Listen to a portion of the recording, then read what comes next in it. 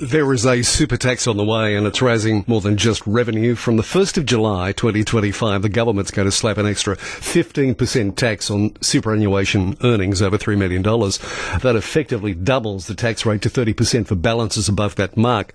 Now we're told it's only going to affect about 80,000 people, roughly 0.5% of account holders. But it's already stirred up a hornet's nest, so I thought Saul Eslake can join us to unpack some of the economics and the politics and what it all means this afternoon. Thanks for your time, Saul. That's a pleasure, Brent. Thanks for having me on the program again. Why is the government taxing unrealised capital gains when it's never done this before in Australia as part of this taxation system? Well, that's a good question. To set it up, I'd say I support the objective behind what the government is trying to do, which is to reduce the generosity of the tax treatment of contributions to and earnings in what are very large superannuation schemes. And remembering that the purpose of superannuation is to encourage people and reward people for saving for their own retirement. You don't need $3 million, which might be producing income of, say, 6% on that, which would be $150,000 a year. You don't need $3 million to provide a secure, decent retirement. So one of the problems with Australia's superannuation scheme that for the most part has been very successful on a whole lot of fronts. But one of the problems is that for part of our community, it's become a vehicle for reducing tax and building up inheritances rather than for allowing people to provide a decent retirement for themselves without relying on the age pension. And if you think about it, you pay at the moment 15% tax on your contributions to super and 15% tax on the earnings that super fund generates, which if you're in the top tax bracket of 45%, represents a concession of 30 percentage points on the tax you would otherwise pay. Whereas if you're like more Australians in the 37 or 32 cent tax bracket, then paying tax at 15% is a much smaller concession. And if you're a relatively low income earner where your tax rate is the bottom tax rate of, say, 17% at the moment, then the concession only represents one of 2%. In other words, the richest taxpayers get the biggest benefits from these concessions, and the government is wanting to do something to reduce that. So I support that, even though I'm one of the people who might, under those schemes, pay more tax than I otherwise would. Having said that, taxing unrealised capital gains, I think, is the wrong thing to do because, by definition, the gains are unrealised. That is to say, you haven't sold the asset in order to crystallise the capital gain, which would otherwise make you pay tax, render you liable to pay tax. It goes against the principles that have underpinned our income tax system since income tax started in this country I think, during the First World War. So I support the government's objective, but I think they're going about it the wrong way. There are other ways that they could achieve the same objective. For example, they could simply say, if you have a superannuation fund with more than $3 million in it, or even $2 million in it, then you don't get the concessional 15% tax rates on contributions to it or earnings in it. You pay tax at the rate you would pay on your other income. Or they could say that instead of the concessional rate of 15%, you get 15 percentage points below the tax rate that you would otherwise pay, which would mean if you're on the 45 cent tax bracket, then you pay 30% on your superannuation contributions and earnings. If you're on the 32% rate, then you pay 17%, etc. That would, I think, be fairer. But the government's going about it the wrong way, and I assume they're doing what they're doing because if they're right in saying that there's only 86,000 people who'd be affected by it now, those 86,000 people probably wouldn't vote for this government in a month of Sundays, or they live in electorates where they vote Teal or Safe Liberal, and the government doesn't need their votes anymore, like perhaps it did when they were sitting on a majority of only one seat. Now that they're sitting on a majority of something like 25 seats, I think it is, they can afford to alienate a few people who probably wouldn't vote for them anyway, and that's probably the political calculation behind what they're doing. Am I right in saying that by taxing unrealised capital gains, if you have in your superannuation a property with the government decide has increased in value, and you sell that property eventually, and you don't recover, in other words, what you sell it for is less than what the government valued it at, you still don't get any of that money back that you've already paid in previous taxes to the government.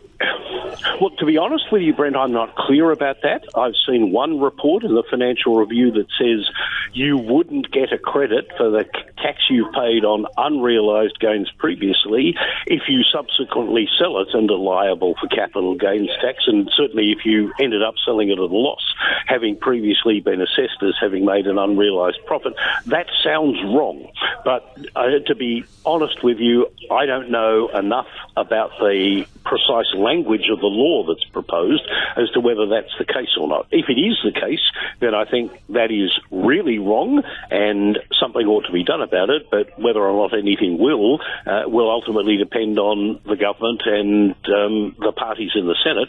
The government, remember now, only needs the vote of the Greens to get something through the Senate, whereas during the previous Parliament, when Labor had two fewer senators, they needed the Greens plus one of the other minor parties, either Pauline Hanson's or the two independent senators that we have from Tasmania, and they had voted against it. So now, with just the support of the Greens, the only problem the Greens apparently have with this legislation is that they want the threshold to be $2 million rather than $3 million.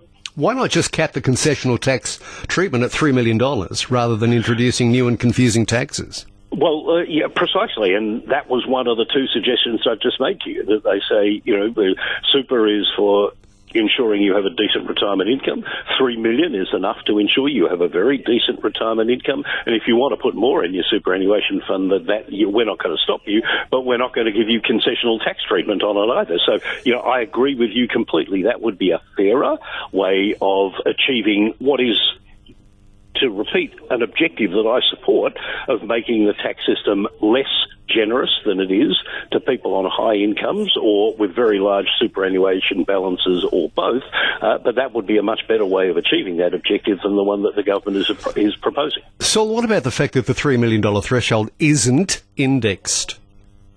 Well, that does mean that more people will be dragged into it over time. And the important thing to remember there is that it's not the CPI that will determine how quickly people get dragged above that threshold. It will be how quickly the value of assets that are typically in superannuation funds are that determines the value of your superannuation fund and whether it's above or below $3 million.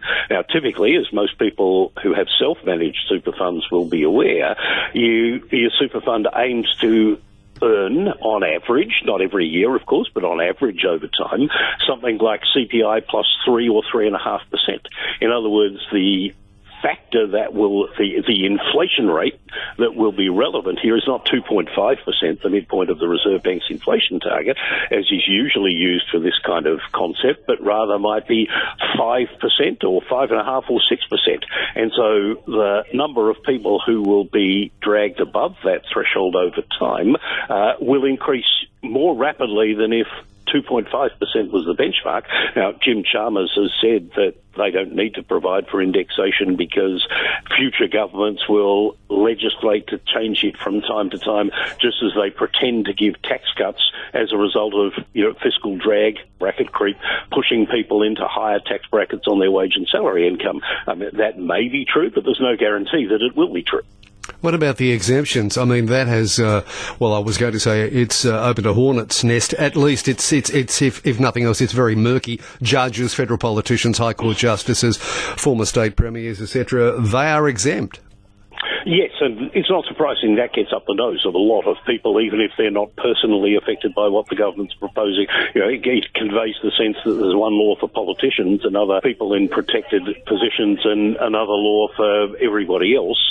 As I understand it, there are two problems. One is that, of course, people who are in defined benefit schemes, rather than the defined contribution schemes that most of us are in, don't actually have a superannuation balance that can be valued. They just have a legal entitlement to a pension that is some multiple of the salary they earned in their last 3 years in the job or something like that. And since there isn't a superannuation fund that can be valued or a balance that can be valued, you can't levy tax on it. The other other thing is that there is and I'm not a lawyer, but this is my understanding, that there is a provision in the Constitution that prohibits the federal government from levying this kind of tax on, in particular, judges, but some people say on employees of state governments. And that may be a problem that there is no way around. But of course, if the government was not seeking to tax balances in this way, but rather to tax them in the way that you and I agreed just now would be a better way of doing it, then that problem wouldn't arise. Could this policy discourage people from saving for retirement or investing wisely in superannuation, Saul?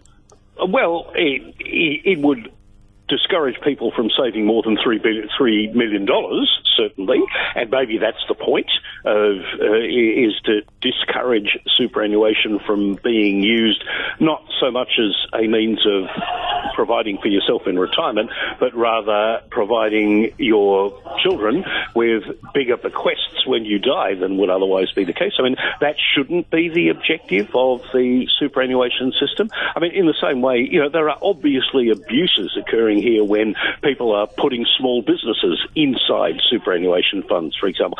Superannuation shouldn't be a vehicle for allowing people to reduce their tax. And, when I say this, when we're talking about funds over 3 million people, we're not talking about people on average earnings using superannuation funds to reduce their tax. We're talking about a very wealthy proportion of our community who could afford to pay more tax using superannuation as a vehicle for trying to make sure that they don't. And I don't have a lot of sympathy for people who are in that position. All right, Saul, we'll leave it there. I've got to go to the news and you've got to get back to your function. So, look, thank you for taking time to talk to us this afternoon.